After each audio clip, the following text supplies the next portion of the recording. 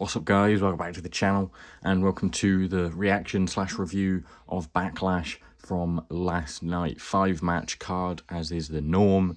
We'll get it started off with Gunther versus Pat McAfee, the one with the least jeopardy on it. No title on the line. The only non-title match was involving Pat McAfee, which is a bit odd.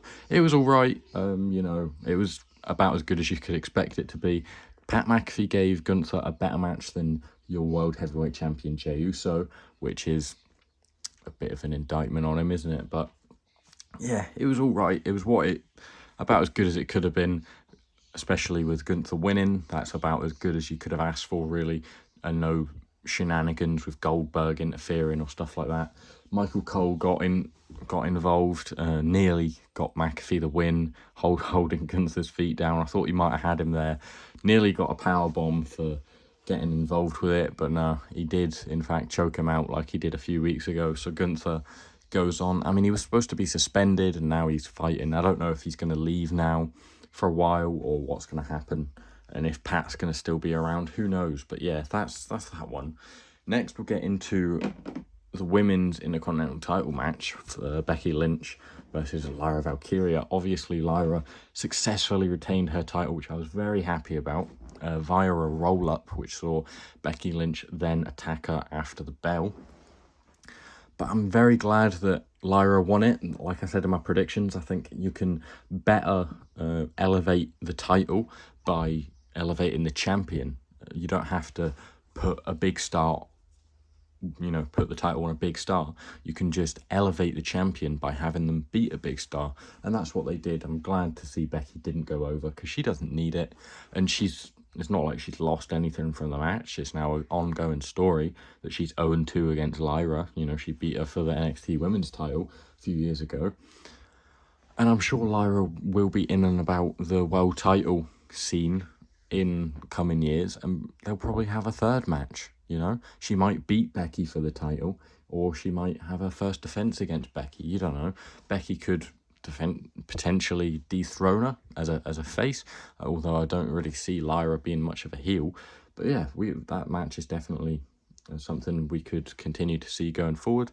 Their feud maybe isn't over. I could see Bayley come back and we move into Becky versus Bayley going forward, maybe towards SummerSlam. Or it could be at Money in the Bank, but Money in the Bank's only a few weeks away. We're already on the road there. But yeah, really, really good match. Very technical, really enjoyed it. The two styles merge, mix and match, whatever you want to say, very well. They have great chemistry. Obviously, they've got a good understanding of each other and everything like that. So yeah, very, very good match. Is there any spots I can pick out? The Pretty Pater is a fantastic move from Lyra. I thought she had it won with that. I know the roll-up protects Becky, but I would have liked to see Lyra win clean, but I guess it does. It will make it bigger if she does beat her. Well, it's not clean, obviously. There's nothing wrong with the roll-up, but it's not as emphatic of a victory as, a hit in the Nightwing and then pinning her after that or something like that. But, if she does face her for the world title in a few years to come, she can get that victory. Her NXT Women's title win over Becky was called a fluke by Wade Barrett on commentary. But yeah, very good match. Really impressed with that. It was the show started really strong, but for now I'm going to get on to the men's Intercontinental Championship, that being Dirty Dom's, because he is still the Intercontinental Champion with an assist, a bit of help, a bit of hindrance from Judgment Day. Balor obviously hesitated and decided, instead of beating the shit out of Penta, to go and get a chair to try and really drive it home. But then he obviously got caught by the referee. There's a bit of that going on with Dom. He's thinking, is Finn actually trying to sabotage me? But he doesn't want to go full out and do it like he did with Damien. So there's all those thoughts. Who knows where this is going to go? There are growing dissension and tension in the ranks of Judgment Day, in the Judgment Day clubhouse, obviously stemming from the divide between Dom and Finn. Obviously Dom calls him his stepdad, or the dad that stepped up. With Liv being away, you'd thought maybe they'd be a bit closer, but they're still going forward with that. And I think they're definitely going to feud going forward. Whether that be for the Intercontinental Championship, I don't know. But yeah, JD and Carlito tried their best to help. All three of them were banned from ringside, or, you know, thrown out by the referee. And then Penta hits the suicide dive into JD and Carlito, misses Finn. Finn's still there. Finn causes the distraction for El Grande Americano. I've just chose Chad Gable here for some reason. You know, it was the first figure I picked up to hit Penta with the steel-plated, the loaded mask, and gave Dom the perfect assist to win it. So, you know, Penta still hasn't lost clean, which is good for him. We know the rumours about WWE potentially looking to reunite the Lucha Bros at some stage. Don't know when that'll happen, but it will be great when it does. But I think they're fine as single stars right now. Rey Fenix hasn't come in with the same sort of buzz as Penta, I don't think. His presentation hasn't been quite as strong because he's on SmackDown. You know, he's not on Raw. Probably seen by less people and stuff like that, and he's had less to do over there, but he does look fantastic. He's a great competitor as well. So yeah, that is the Intercontinental title scene. I would love to see Chad Gable get back in the mix, to be honest. Penta's just fantastic. Dom is really good. I was glad that in the start of the match they had Dom, you know, just beating him clean, you know, like he was actually getting on top in the match. And I like that, because at some stage Dom is going to be a face and he can't have all the underhanded tactics. Move LA Knight a bit closer as we get into the United States Championship match. Jacob Fatu is represented here by Solo Sikoa for any confusion, and Jacob Fatu did indeed retain, thanks to the involvement of Solo and new free agent signee Jeff Cobb, which is obviously huge. That's a huge signing, and a huge bolstering of the ranks of the bloodline. You know, he's got a new soldier. He said on Friday he's all out of soldiers.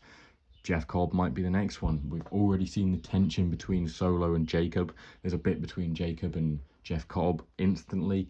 You know, we saw on Friday night that he said he doesn't need a game plan. He's just going to dog walk all three of them.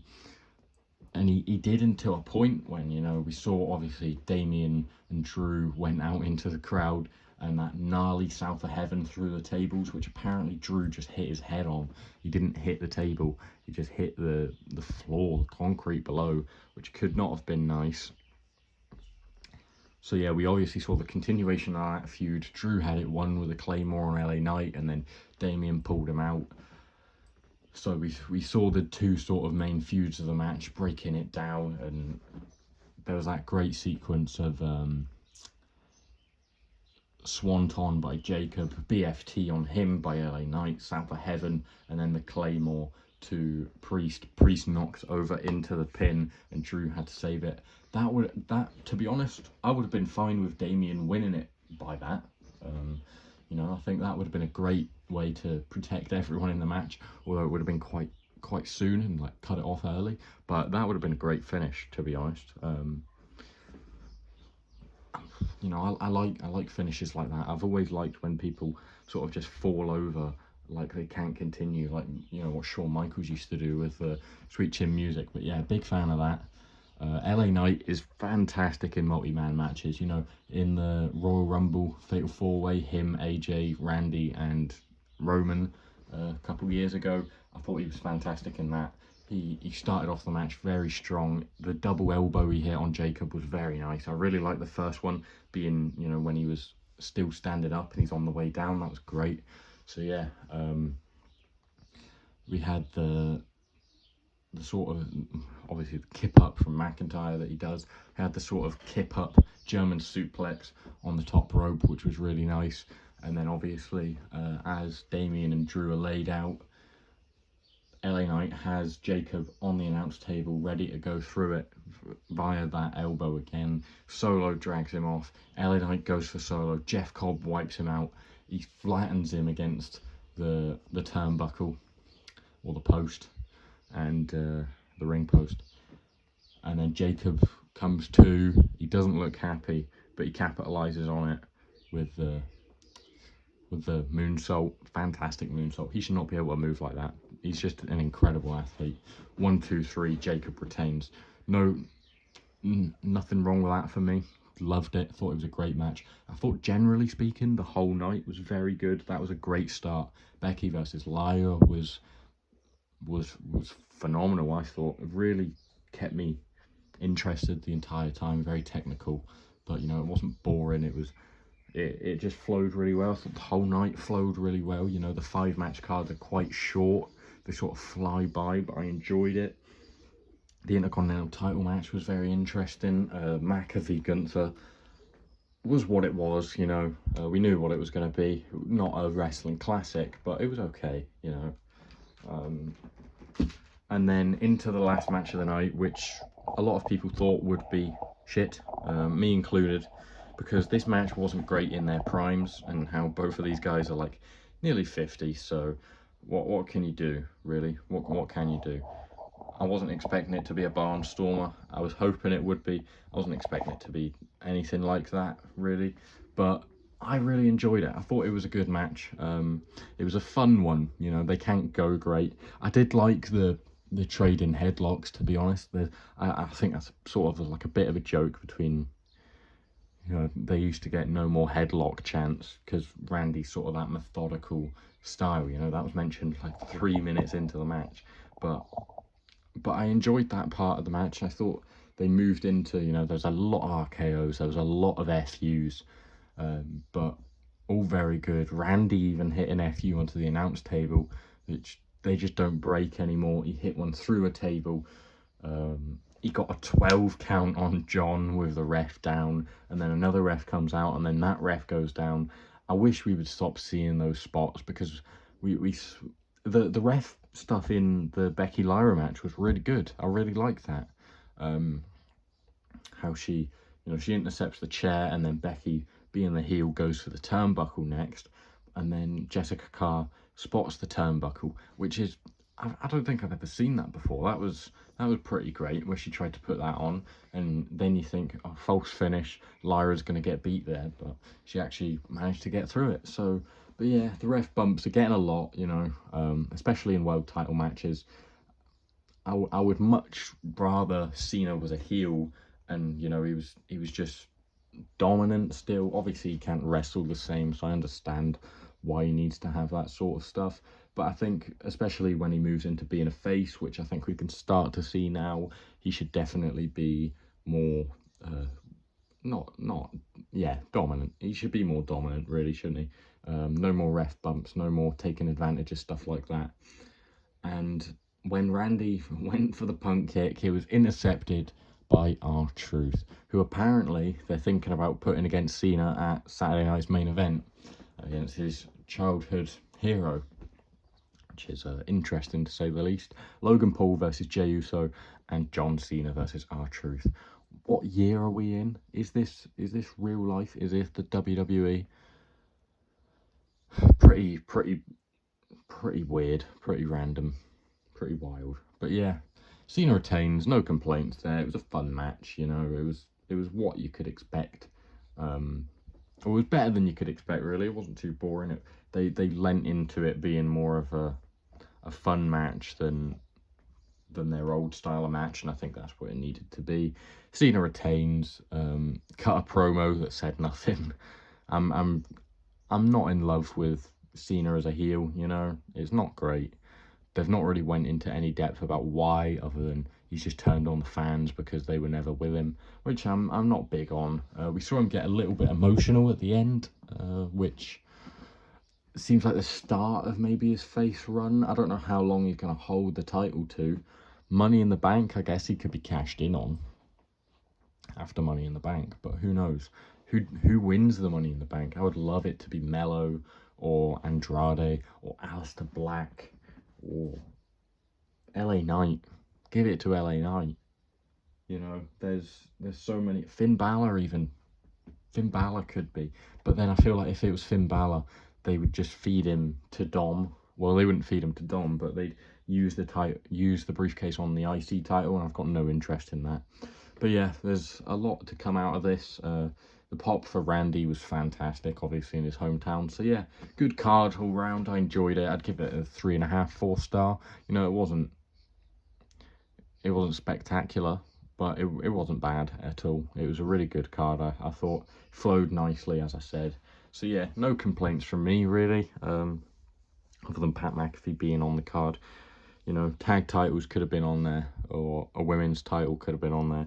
So yeah, thanks for watching, guys. I hope you've enjoyed. Hope you enjoyed last night. If you did, leave a comment on your thoughts or whatever, as well as any other videos you'd like to see me do, and I'll certainly try and get to them. So yeah, if you have enjoyed, please do like the video, subscribe, and turn your post notifications on for more. Got tons of content coming out soon. You know, next month I'll have more, or in like a few weeks, for Saturday night's main event, and then Money in the Bank, and then Night of Champions, like all within the next month.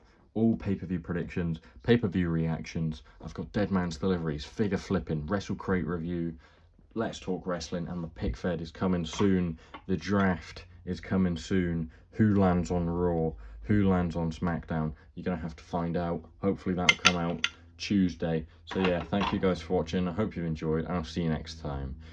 Goodbye.